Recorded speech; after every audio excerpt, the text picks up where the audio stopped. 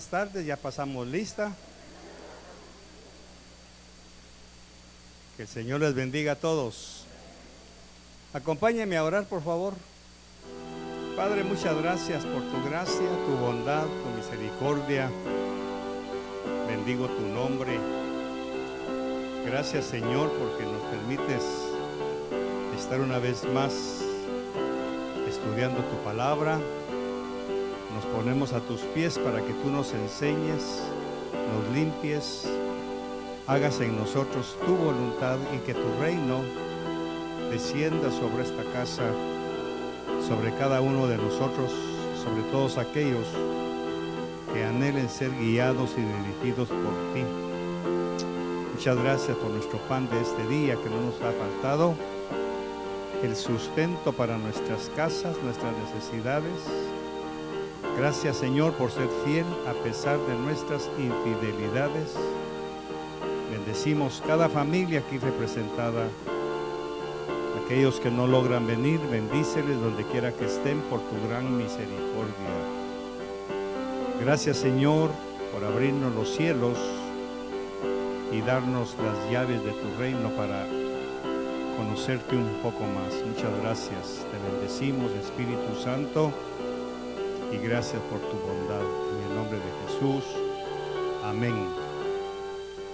Hágame el favor de abrir su Biblia en 2 Reyes, capítulo 4, verso 38. Yo lo voy a leer aquí en el nombre de Jesús. Eliseo volvió a Gilgal cuando había una gran hambre en la tierra. Y los hijos de los profetas estaban con él. Por lo que dijo a su criado: pon una olla grande y haz potaje para los hijos de los profetas. Y salió uno al campo a recoger hierbas y halló una como parra montés, y de ella llenó su falda de calabazas silvestres. Y volvió y las cortó en la olla del potaje, pues no sabía lo que era. Después sirvió para que comieran los hombres. Pero sucedió que comiendo ellos de aquel guisado, gritaron diciendo: varón de Dios, hay muerte en esa olla. Y no lo pudieron comer. Él entonces dijo: traed harina. Y la esparció en la olla y dijo: da de comer a la gente. Y no hubo más mal en la olla. Muy bien. Espíritu Santo, una vez más, gracias. Tenga la bondad de sentarse, por favor. Interesante este episodio en la vida de Eliseo, un hombre que fue muy valiente para pedir una doble porción del espíritu de Elías. Y cada vez que leo este pasaje aprendo más cosas. Siempre me impacta el Señor con el efecto cebolla, ¿va? Porque siempre va sacando cosas desde la palabra. Bueno, la palabra dice que es un pozo, que mientras más agua se le saca, más agua produce. Y es un privilegio realmente que Dios nos abra su escritura, que nos abra su palabra para exhortarnos, enseñarnos, para discernir lo que hay dentro de nosotros. Por eso es importante que no faltemos a los cultos para poder ser examinados por la misma palabra. Y lamentablemente la iglesia no ha entendido la importancia de estar a los pies del maestro. Se repite la historia de Marta y María, ¿verdad? Marta sirviendo, trabajando, tratando de hacer lo que según ella le agradaba a Jesús. Y María sentada a los pies, aprendiendo de él. Y Jesús, cuando ella reclamó, la corrigió y le dijo que María había escogido la mejor parte. O sea que la mejor parte que usted puede tener, la mejor parte de su vida, es escuchar la palabra.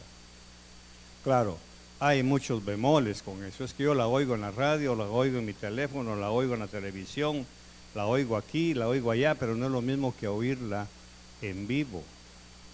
No es lo mismo. Eso quiere decir que los medios, la tecnología nos ha hecho mucho daño. Hay gente que ya no regresó porque se quedan viendo a través de las grabaciones del YouTube, pero no es lo mismo que tener el contacto físico. Hay una dimensión diferente cuando tenemos el contacto físico, no solamente con la congregación, sino con la palabra, para poder ser envueltos.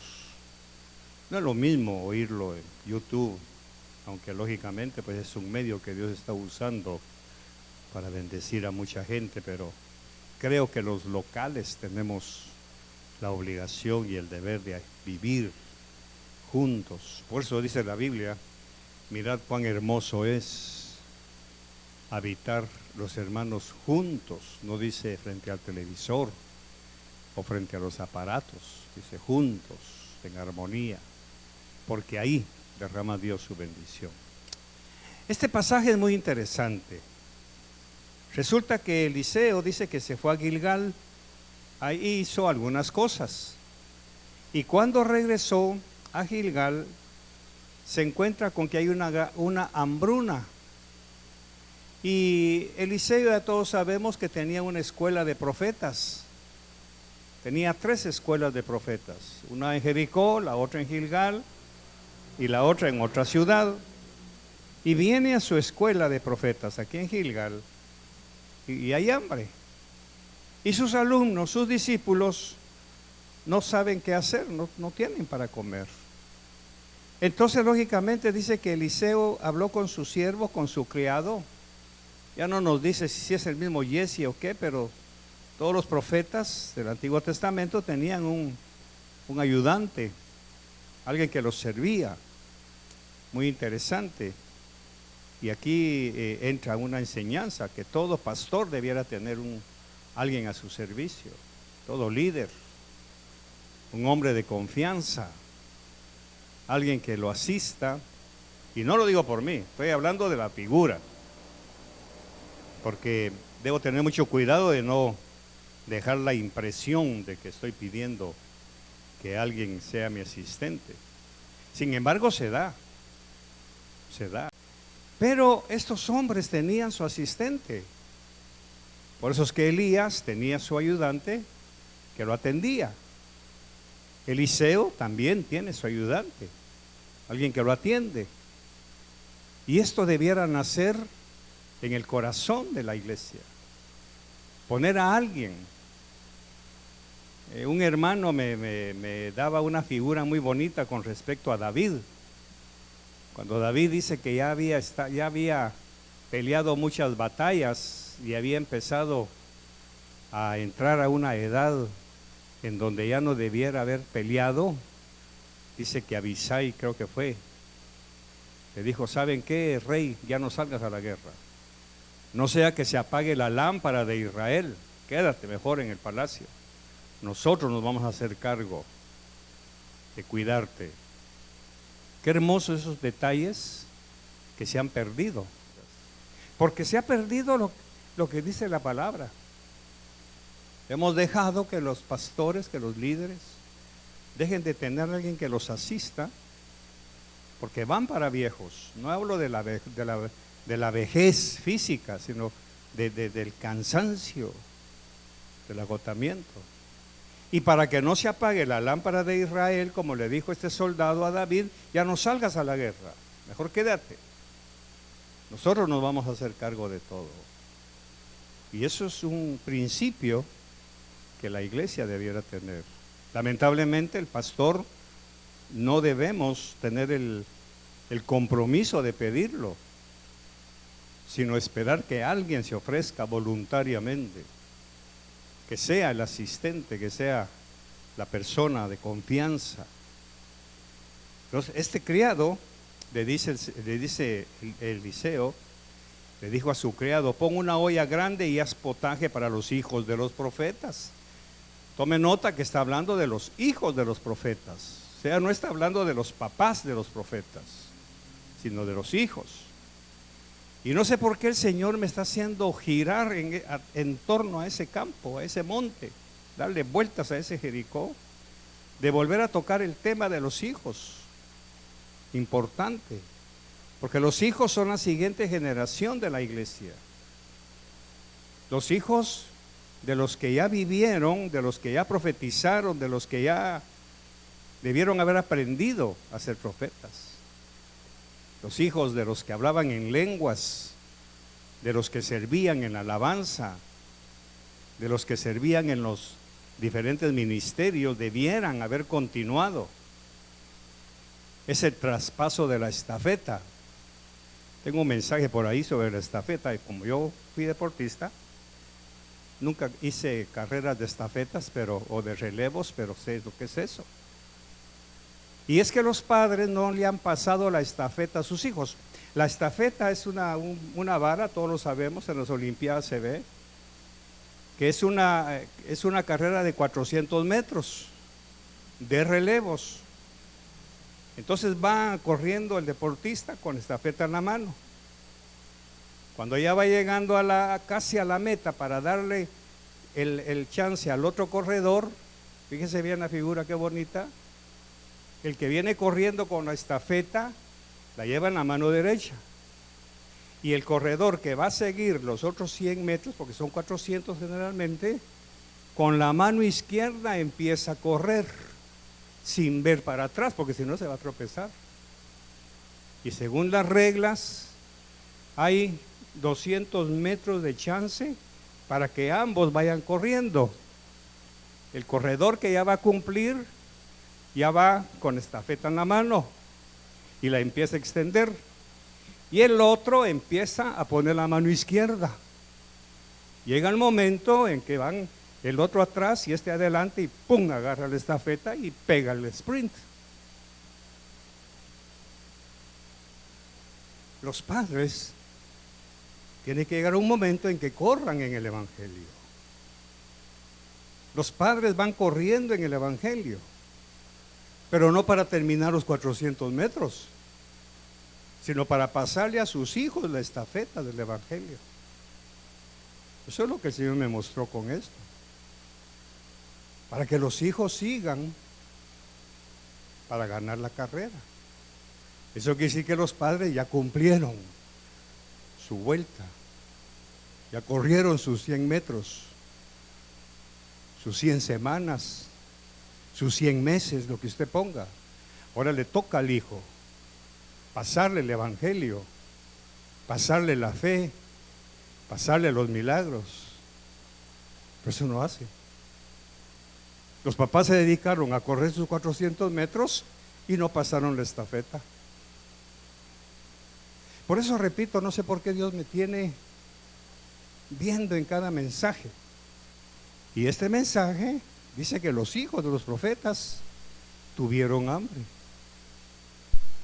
y no había que comer. Entonces Eliseo le dijo a su sirviente: pon una olla grande y haz potaje para los hijos de los profetas. Hay que alimentarlos. Hay que alimentarlos. Y esta iglesia se ha distinguido siempre por cuidar a la familia. Nuestro interés central es proteger a la siguiente generación. Verso 39. Y salió uno al campo a recoger hierbas, y halló una como parra montés, y de ella llenó su falda de calabazas silvestres, y volvió y las cortó en la olla del potaje, pues no sabía lo que era. Después el siervo, el asistente, sirvió para que comieran los hombres. Pero sucedió que comiendo ellos de aquel guisado, gritaron diciendo: varón de Dios, hay muerte en esa olla. Y no lo pudieron comer. Ahora, cuando la Biblia dice hay muerte, no está hablando de muerte. Las calabazas silvestres eran algo que producía algo amargo. No era una muerte de veneno. En algunas versiones dicen que era veneno, pero realmente era algo amargo. Y cuando lo probaron, lógicamente, como que estaban tomando un caldo de hiel, y ellos se asombraron. Todo porque este joven salió al campo a agarrar algo que él pensó que era bueno para llevarlo a la olla. Y resultó que lo que llevó fue muerte. Bueno, hasta aquí lo que está encima de la tinta. Vamos a meternos abajo por un momento. Su matrimonio es una olla. Mi ministerio es una olla. La iglesia es una olla. La alabanza es una olla. Usted es una olla. Que muchas veces, por ignorancia, por desconocer las cosas que hay allá afuera, traemos elementos extraños a nuestra casa, a nuestro ministerio, a nuestra familia, y producimos muerte. Pero hay un detalle muy importante, que no son los padres los que meten el veneno, no son los padres los que meten la amargura del hogar, son los hijos. Porque sus hijos están yendo a buscar al internet, a las redes, a todas esas cosas, y están jalando cosas y se vienen a su casa con una serie de venenos, de cosas amargas. Y entonces empiezan las situaciones que producen muerte. Muerte de gozo, de paz, de alegría, muerte matrimonial. ¿Cuántos matrimonios se terminan por causa de un hijo rebelde, en donde se dividen los dos? ¿Cuántos matrimonios fracasan porque los padres se inmiscuyen en la vida de sus hijos y no los dejan desarrollarse? Han envenenado ese matrimonio. Pero hay algo más profundo, que sin darnos cuenta le metemos elementos de amargura a nuestro corazón, que es una olla, y sin darnos cuenta, creyendo que son cosas buenas, el chisme, la amargura, la crítica, las cosas que envenenan el alma. Creemos que hay justificación porque tengo razón para que me caiga mal. Eso quiere decir que en la olla de su corazón, de su espíritu, usted ya metió calabazas silvestres. Y ahora resulta que esa calabaza silvestre que usted permitió que se le metiera a su corazón, a su alma, a su vida, ya le amargó la existencia y le mató la fe, le mató las relaciones interpersonales. No se junta con nadie, todos son hipócritas, está envenenado. Porque todos somos una olla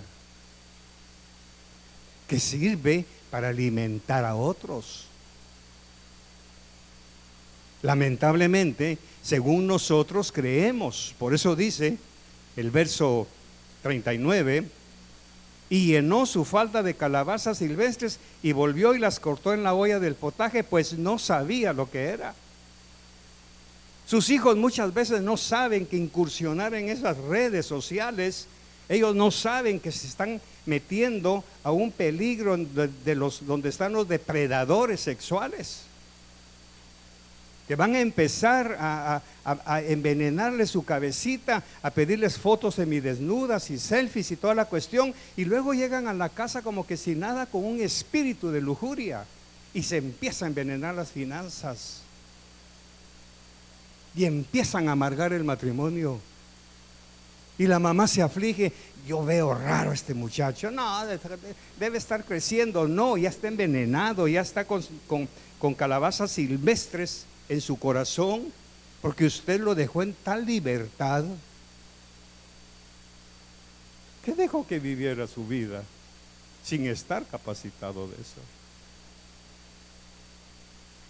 La iglesia es una olla en donde mucha gente, creyendo que tienen razón para comportarse como lo hacen, envenenan a su familia, envenenan a sus padres.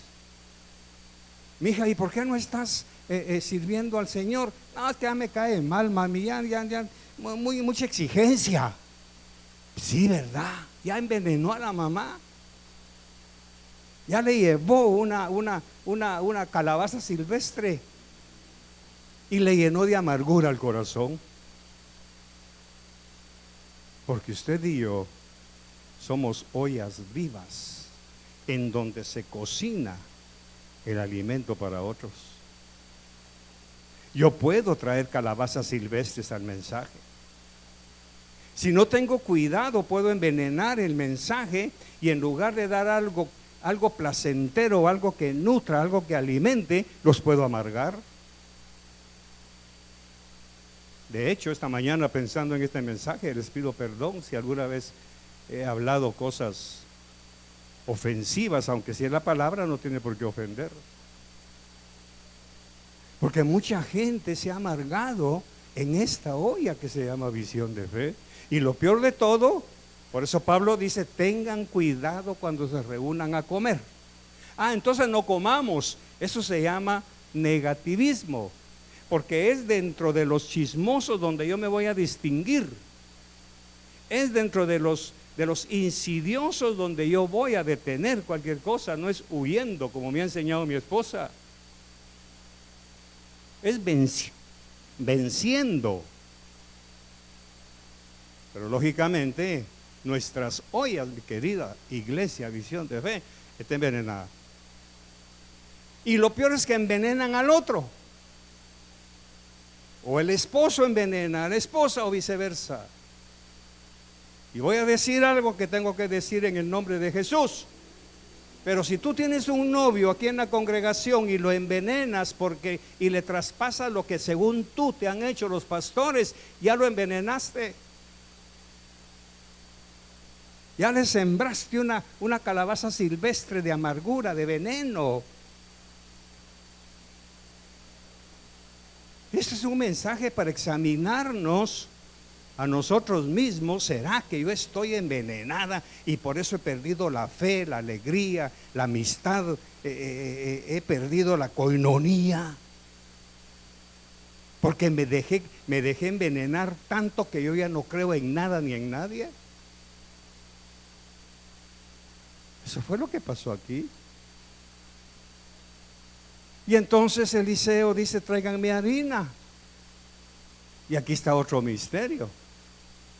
La harina tiene la virtud de cuando se espolvorea en una olla con venenos o con amarguras o con ácidos que destruyen los jugos gástricos, la harina lo que tiene que es un emulsificante.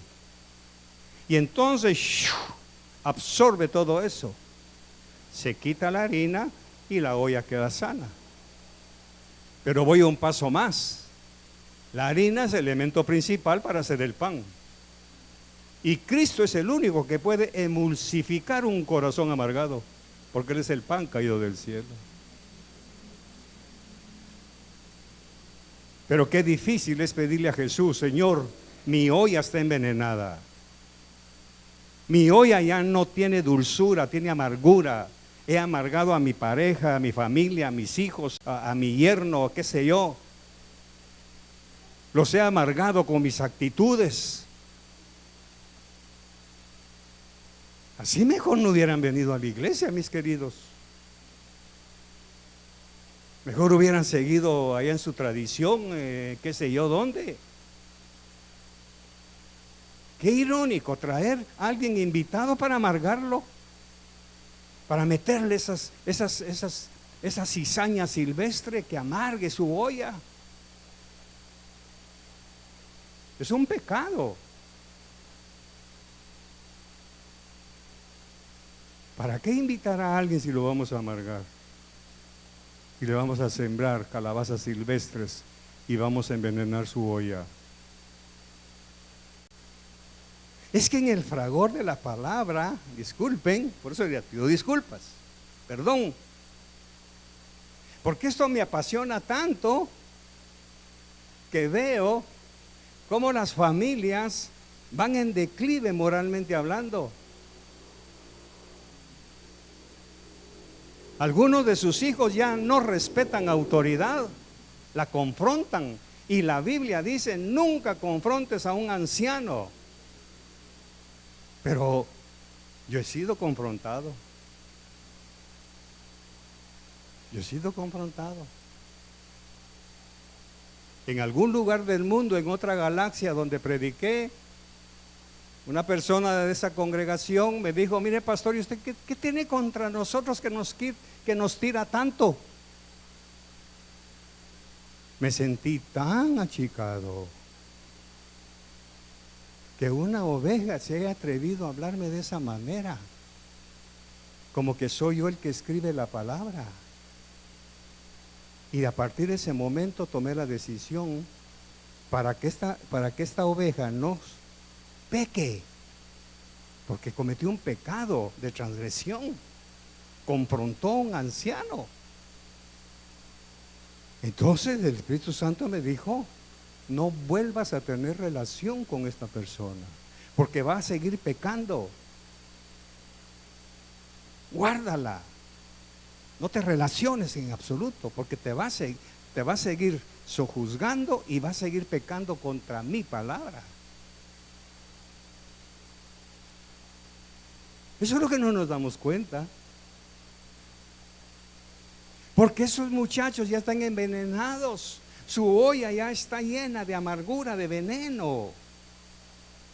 Y lamentablemente ni la harina ha logrado emulsificar su corazón. Y entonces regreso a la carrera de relevos. Los padres no le han pasado la estafeta a los hijos. Y estos hijos son tan autosuficientes que han perdido de vista la línea divisoria entre oveja y pastor.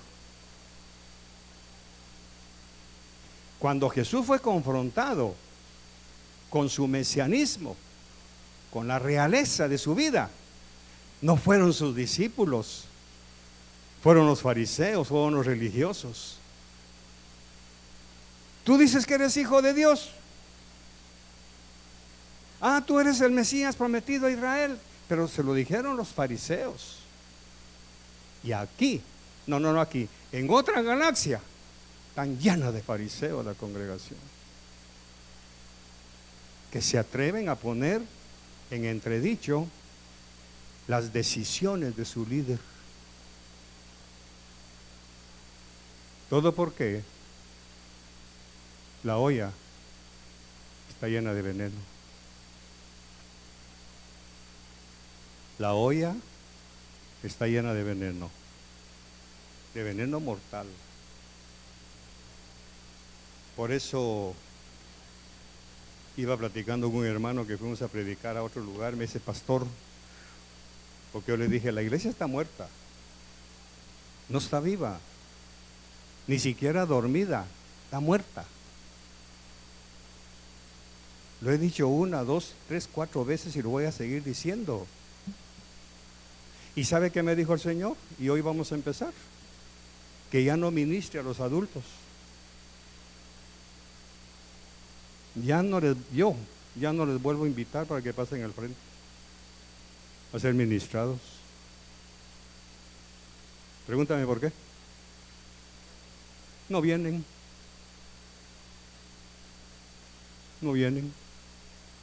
Están muy cómodos. Y creo que el domingo les dije: me duele ver esa actitud en los padres, porque desde ya le están enseñando a sus hijos: si querés ir, ahí ve vos. Cuando lo normal sería que el padre agarre al hijo o a la hija: mira tú, yo ya estoy viejo, estoy cansado, ya no creo en nada, pero usted sí, mi hijo, pase. Vaya a ver qué hace Dios con usted, vaya. Gracias, Señor, en el nombre de Jesús, amén. Señor, bendice la ofrenda. Bendice, Señor, los alfolís. Bendice por amor a tu nombre a este pueblo. Gracias por tu bondad, tu gracia y tu misericordia. En el nombre de Jesús, amén.